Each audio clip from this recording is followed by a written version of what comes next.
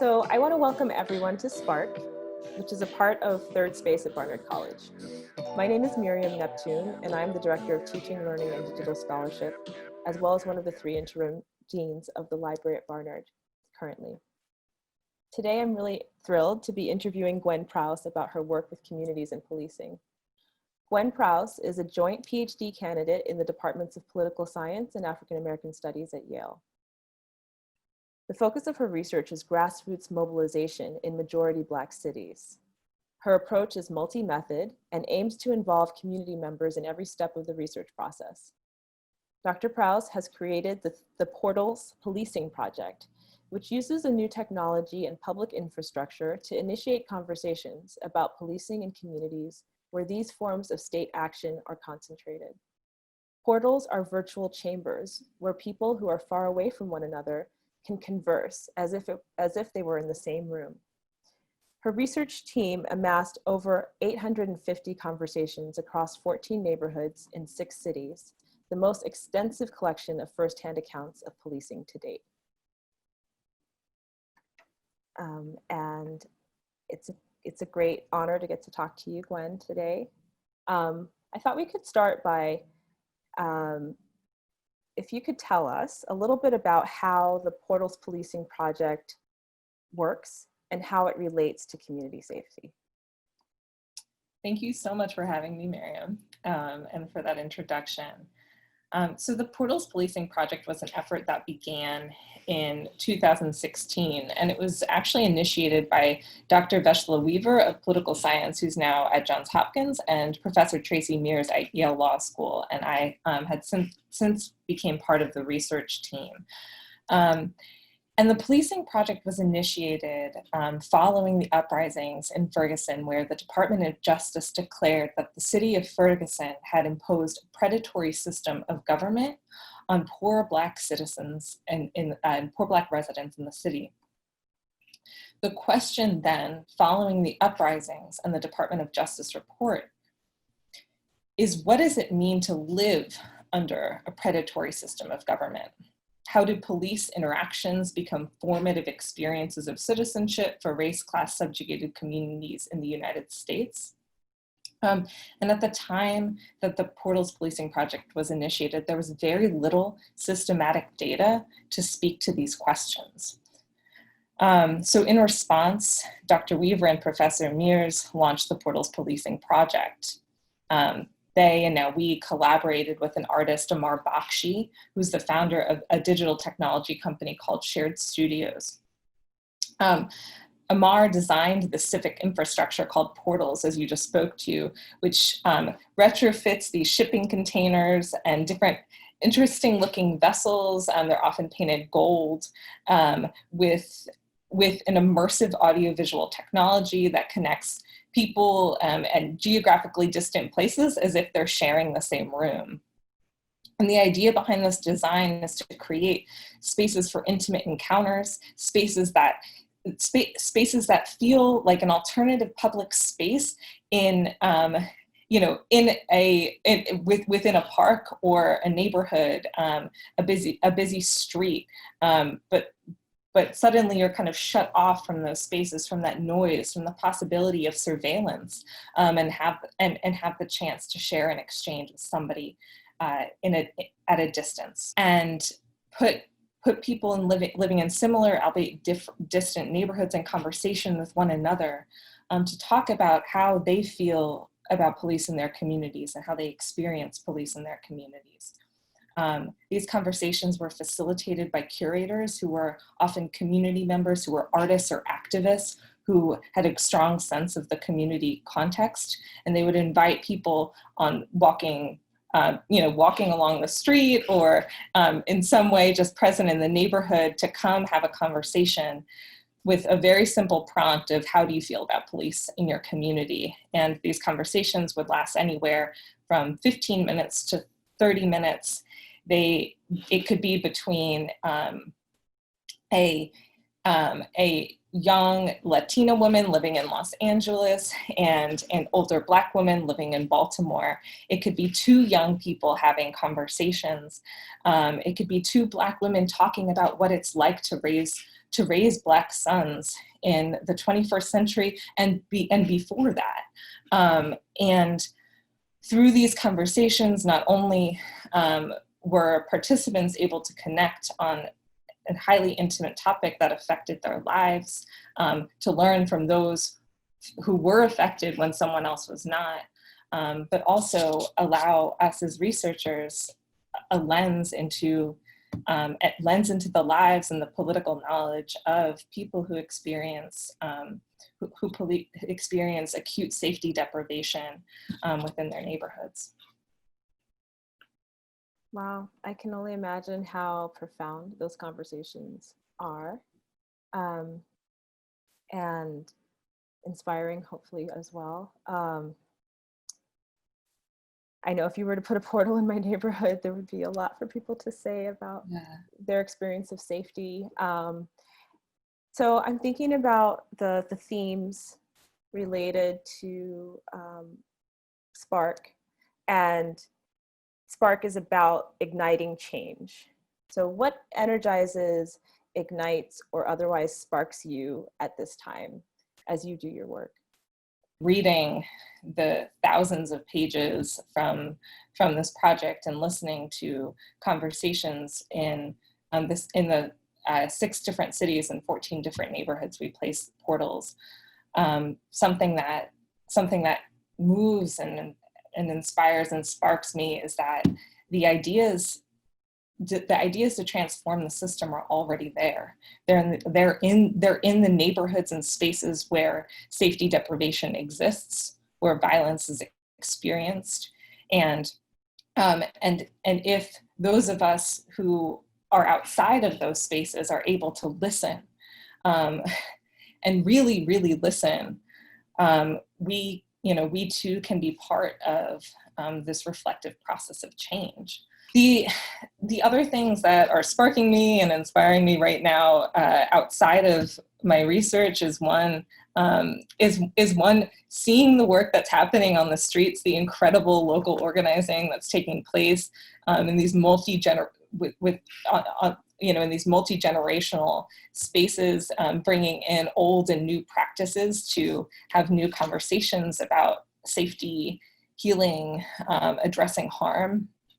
And I live in Birmingham, Alabama right now, where I've had the opportunity to participate in some of these actions and just listen and learn from people who are creating people's budgets, asking the city asking community members how they want their city to spend money, what would be the priorities if you had autonomy over resources as a resident of your community, seeing the way activists and organizers reclaim space. And that's something that I think the theme of the third space is, really fits really well in. And also to this point, just terms that that invite us to think about intentional space are really inspiring me. So like terms like pods or container or holding space are this just language that I think is doing a lot of work for me and seeing that coming up again. Terms like autonomy or phrases like politically unimaginable feel kind of more capacious language, more compassionate language that's really sparking me. Slogans that underscore collective strength and collective knowing are sparking me. So the language of, from disability studies, of nothing about us without us is something that I write down and think about a lot when I'm doing my own work. Or as individuals, we know little, but together we know a lot. And then maybe just the last thing, and as a researcher and a scholar, reading from thinkers like Robin D.G. Kelley, Saidiya Hartman, Kathy Cohen, going back to Patricia Hill Collins, or some of her original work, and reading poetry from Sonia Sanchez as we reflect on the anniversary of Katrina, and as we watch wildfires, take so many acres of the West. Those are some of the people that I've been turning to and listening to. Yeah, that's quite a reading list. I know, it's so long. No, it's great. Yes, you're reminding me of the good things on my shelf that could really be um, help to guide us right now. Thinking about your work and experience with this project all over the world, what do portals teach us that the world needs to hear at this moment? I think that the Portals Policing Project should tell us that solutions to the wildfires, to displacement, to starvation, to the factors that facilitate migration, to the factors that create caging, brutality, poverty, the solutions come from those who bear the biggest brunt. So when I think about the language of democratic deliberation and where and where we, how we should conceive of that right now and what we should be doing with that language at a time where we're living in democracies that seem to be taking these these authoritarian turns, or picking up authoritarian tendencies, is to also reflect on where these democracies have created their own or maintained or ignored their own forms of unfreedom, and how then can we create deliberate spaces or observe and learn from spaces that have already been created that actually do create opportunities for democratic deliberation, for listening and generate and ideation that actually come from below.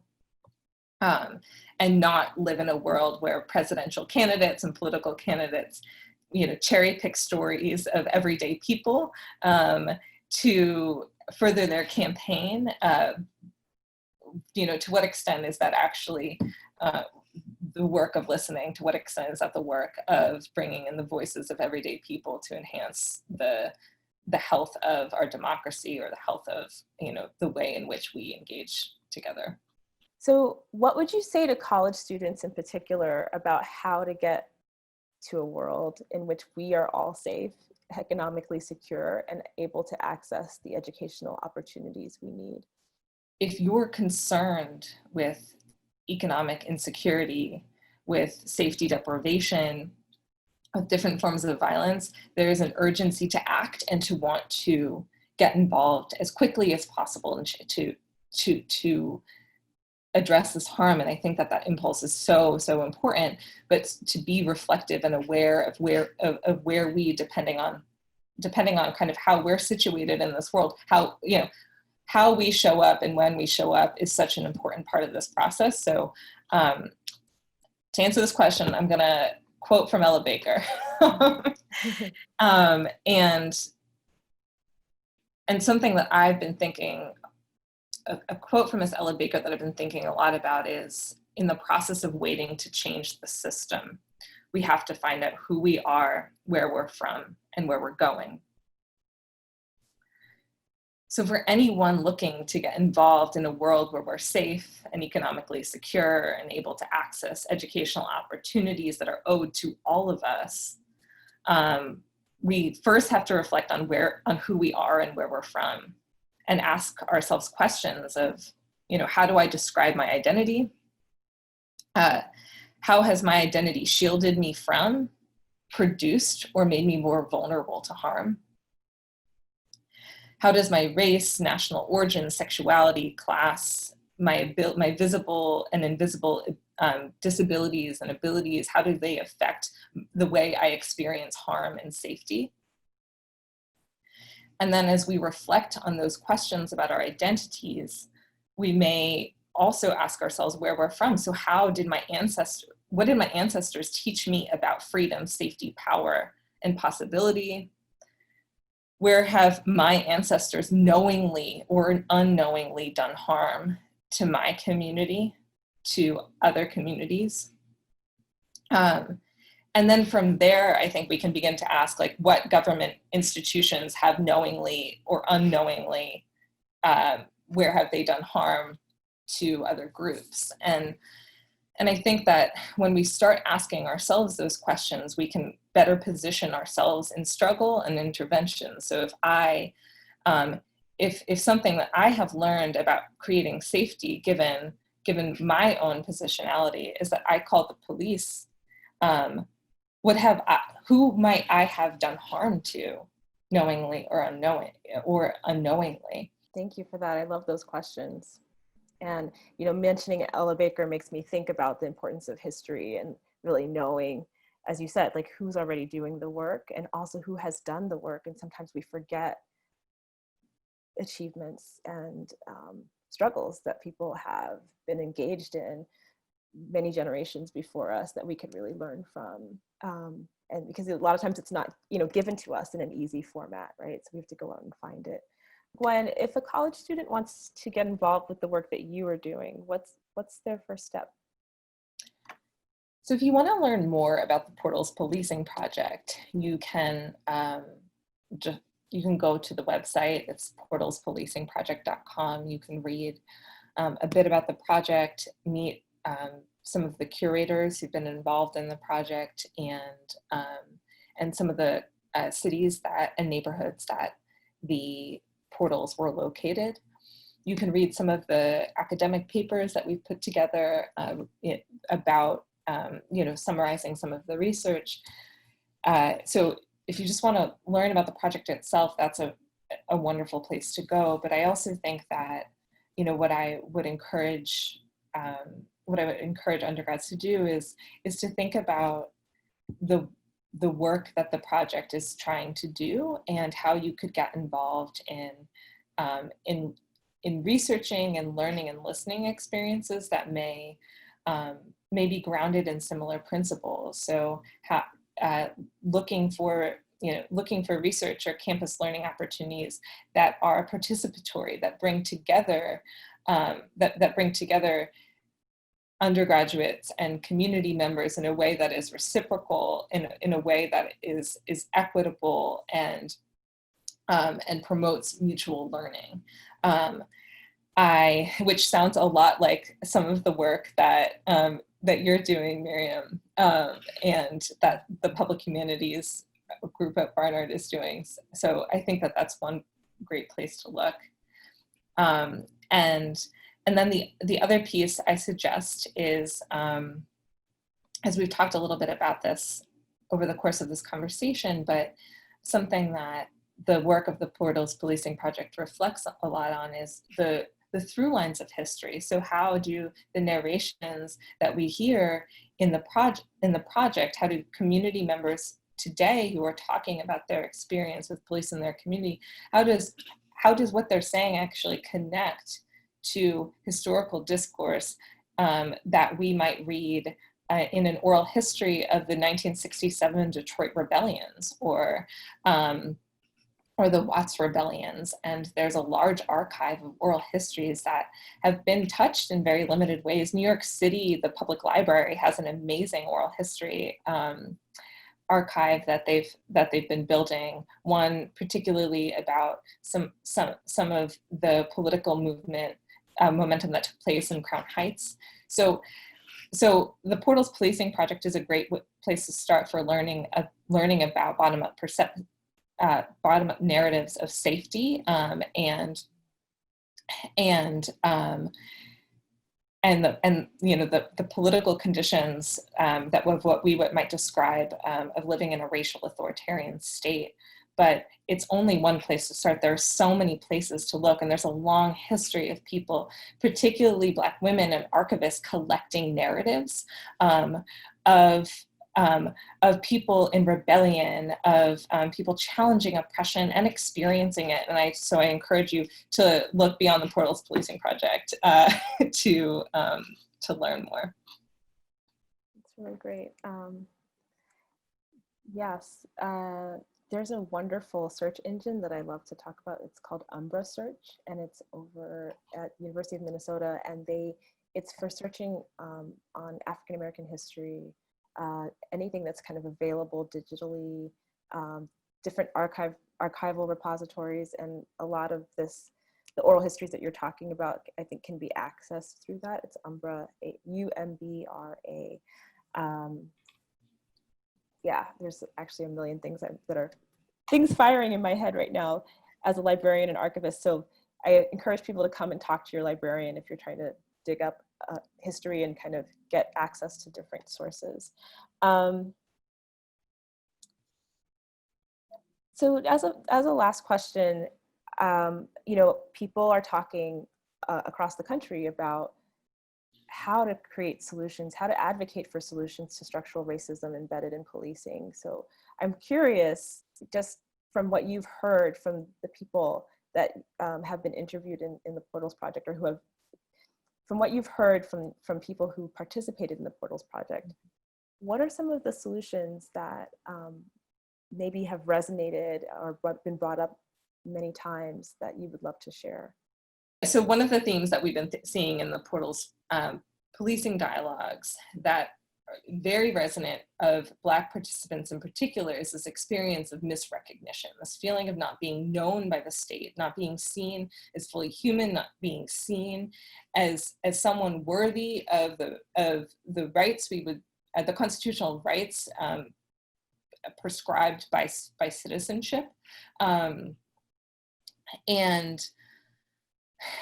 the sense goes beyond just experience discriminatory accounts. These goes beyond you know, what one might perceive as a microaggression, or goes beyond just a negative encounter. It's this looming sense that one's citizenship will not be accounted for when you call for help, when you're convening with friends in large groups. That moments of joy, of movement, of need are actually being misconstrued as violence, as a threat to the status quo, and so this, you know, something that I want to name when we reflect on this theme of recognition is thinking about how having a state where the police are the most frequent encounter, most frequent bureaucratic encounter that race, class, subjugated communities are going to experience. How does that pervert one's sense of recognition? And how would encounters with other state actors who are seeing individuals as people who have needs and joys and contributions, how would that actually transform the way citizenship is experienced? So that's one piece, and I think that's something that we see in a lot of kind of abolitionist recommendations, is that having the police as your primary bureaucratic steward is promoting a sense of citizenship that is perverted and undermining. The other piece that we see regularly is a theme of what we call collective autonomy. So this sense of turning inward to community to protect oneself, to affirm, you know, one's worth, to listen closely to the needs and one's needs and the way they overlap and intersect, and to kind of move away from punishment. And I think that, you know, we see this regularly in our Portals conversations, but we also see the same discourse in a lot of activist movements today of, you know, again, this language of mutual aid, like we got us or we got we. And we also saw the same language decades ago in Kerner Commission reports following the rebellions of the 1960s, and the federal government went and interviewed community members who were part of or observed the rebellion, and many Black community members in particular said, like, we want more control of our institutions and say in how our people are cared for and affirmed. So I think that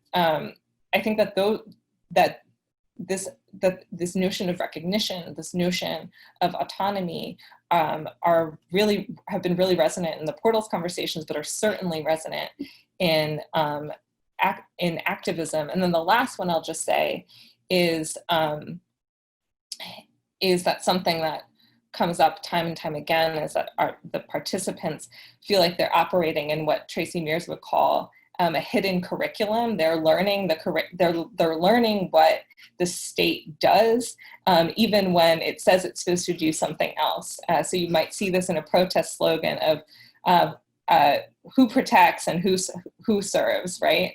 And so this learning that the Constitution says that I have this right, but in reality, I experience, or my people experience, this alternative set of rules, and taking seriously that hidden curriculum in the move toward change, and taking seriously that these are not that these experiences that seem to be constitutional aberrations for those of us who are not policed in ways that undermine our citizenship, but to take them seriously as political realities in the process of changing the system is just such a crucial step. And then just the last thing I'll say is, as a plug, is I can babble on about this, but activists and organizers from the Movement for Black Lives have written like dozens of pages of policy briefs about these interventions, and they're constantly citing the ways that they've listened to communities and ways that institutional interventions can continue to listen to communities to repair, reconcile, and reconstruct. Critical Resistance, as I mentioned before, is another organization that has been at this work for decades now, and these are places to look that would speak to these answers much better than me. So, thank you. That's amazing, and it really sounds like at its core, it comes down to listening and really caring for each other.